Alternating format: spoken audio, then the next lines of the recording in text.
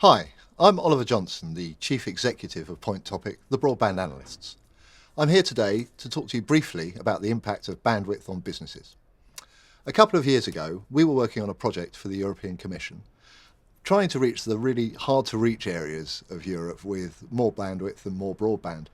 And as part of this, we were helping regions put together business plans so that they could apply for central subsidy. Now, one problem we had here was data. Getting data points on business provision and reaction to broadband is very tough.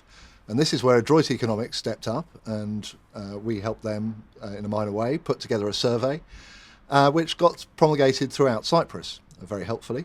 Only 42 responses, unfortunately, but enough to give us a data point.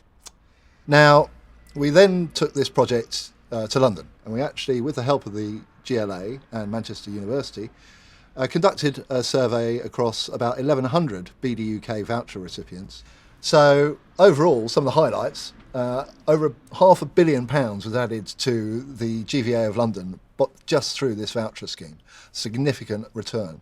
Over 9,000 new jobs were created, and about £28 for every pound invested actually came back as a result of this scheme. And over 50% of firms actually reported experiencing a transformational impact. So our view is this is a real indication that broadband, and symmetric bandwidth in particular, is more important than ever for Britain's businesses. And here we have our representation of where we think ultra-fast broadband is going to be in 2020. You can see the darker red areas is where we think it's more likely to be available. This has its own problems. Again, we face repeating some of the issues we had with the FTTC rollout previously. And we have another graphic here showing you the coverage currently in Westminster.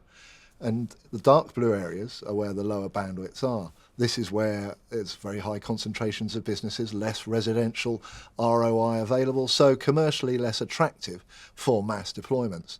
And that's also reflected in the voucher applications for Westminster, which are concentrated heavily in the low bandwidth areas. This just suggests to us that it is now the time that we are ready for FTTP and other symmetric solutions to come to market. And we've done our own forecasts based on the assertions of the various ISPs. And you can see here, we're expecting up to 2/3 of business premises to be covered by FTTP and 2/3 of residences to be covered by an ultra-fast solution. So the UK doesn't do too badly in overall comparison terms.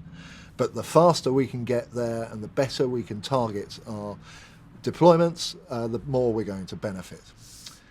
And what we need in order to do that is more information, really. And that's partly what we're trying to do with the programme, Point Topic and Fifth Sector and Adroit. And we're running surveys, helping people establish what sort of business case they can use to justify investment in broadband. And that's in many ways a lot easier than it was before. This sort of return on investment you don't really see in infrastructure projects. And I believe, as do many now, that broadband really is the best infrastructure investment you can make at the moment.